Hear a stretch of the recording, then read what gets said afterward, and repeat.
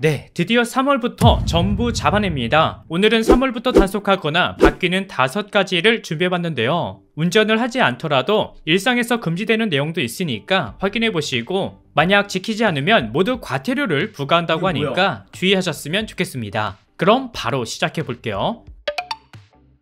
첫 번째는 자동차 관리법이 강화됐는데요. 정확히 말하면 3월부터 정부가 이륜차 단속 및 관리에 대해 드디어 칼을 빼들었습니다. 최근 몇 년간 이륜차 교통사고가 끊임없이 늘면서 이대로는 도저히 안 되겠다 싶었는지 결국 대책을 내놓았어요. 먼저 바뀌는 내용을 간단하게 보면 지금까지 이륜차는 배출가스 및 소음검사 등 비교적 간단한 검사만 받으면 통과가 돼서 운전을 할 수 있었는데 이제는 무려 19가지 항목을 추가로 점검을 해야 운행을 할 수 있다고 합니다. 게다가 정기검사 외에 추가로 사용검사라는 걸 받아야 되는데 쉽게 말해서 이륜차를 팔고 살 때 심지어 중고거래를 할 때도 사용검사를 받아야 되는데요. 이때 불법 투링된 이력이 있으면 운행을 할 수 없다고 합니다. 그러니까 지금까지 문제됐던 머플러 소음이라든지 LED 튜닝 또는 최근 번호판을 가리거나 아예 번호판을 떼고 질주하는 오토바이를 원천 차단하겠다라는 건데요. 만약 사용검사를 받지 않으면 번호판 자체를 받을 수 없고요. 적발 시 1천만원 이하의 벌금이 부과된다고 합니다. 그리고 번호판도 좀 바뀝니다. 지금 보시는 것처럼 왼쪽이 현재 번호판 사이즈고요. 오른쪽이 이번에 개선되는 번호판인데요. 사실 이게 얼마만큼 효과가 있을지는 아직 감이 오지 않지만 여전히 번호판을 떼고 질주하는 이륜차를 후방 단속 카메라 설치를 확대해서 모두 잡아낼 계획이고요.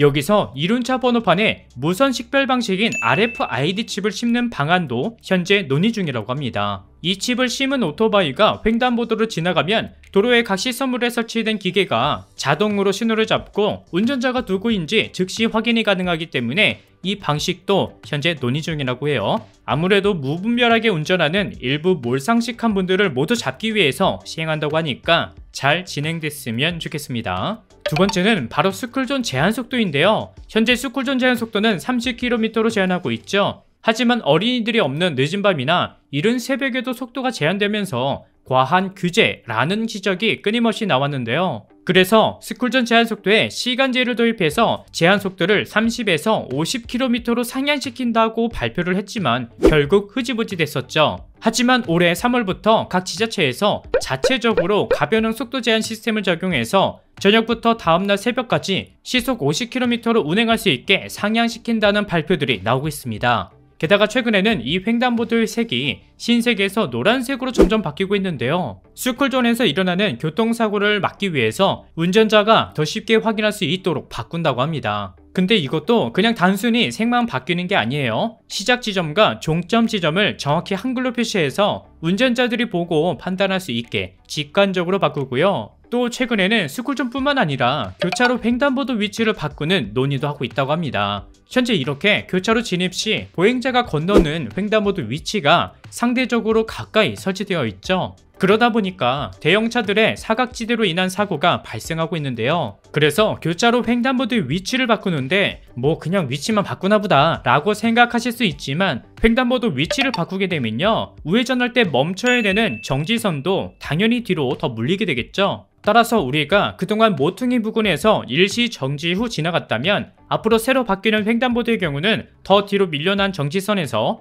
일시 정지 후 지나가야 되는 거예요. 오히려 이게 운전자의 입장에서는 더 편할 수 있다는 의견들이 많더라고요. 지금처럼 우회전 한번 하려고 하면 전방 신호등이 적색인지 녹색인지 보행자가 있는지 또 이 사람이 건너려고 하는지 뭐 이런 것들을 한순간에 파악해서 우회전했잖아요. 그래서 이게 본격적으로 시행되면 기존부터 지적해왔던 부분인 교차 지점과 횡단보도 사이 거리가 가까워서 보행자를 발견하기 어렵다는 문제가 조금은 해결되기 때문에 이건 빨리 도입됐으면 좋겠습니다.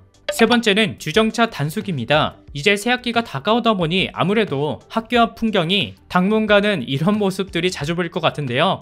이거 싹 다 단속 대상이죠. 그래서 서울시와 각 지자체에서 새학기를 맞아 어린이 보호구역 내 불법 주정차 특별 집중 단속을 벌인다고 하는데요. 단속은 아침 등교 시간 오전 8시에서 10시까지 그리고 학교 시간 오후 1시에서 4시에 집중적으로 단속하고요. 단속 구간은 학교 주변 신호기가 없는 횡단보도와 그리고 보도 또는 차도가 분리되지 않은 통학로 등을 중심으로 인력을 집중 배치할 예정이라고 합니다. 근데 특히 주의하셔야 되는 부분이 두 가지가 있는데요. 하나는 여러분들이 스쿨존을 지날 때 이렇게 신호기가 없는 횡단보도를 그냥 지나가는 분들 많더라고요. 근데 여기서 무조건 일시정지 후 지나가셔야 됩니다. 스쿨존 내 일시정지 의무를 위반하는 차량도 집중적으로 단속한다고 하니까 꼭 멈췄다가 지나가셔야 되고요. 그리고 스쿨존 내에 있는 모든 도로에서도 주차나 정차가 금지됐기 때문에 도로변에 황색 실선이 없더라도 모두 단속 대상이 되니까 에이 잠깐 애만 내리는 건데? 라는 이유는 통하지 않는다고 합니다.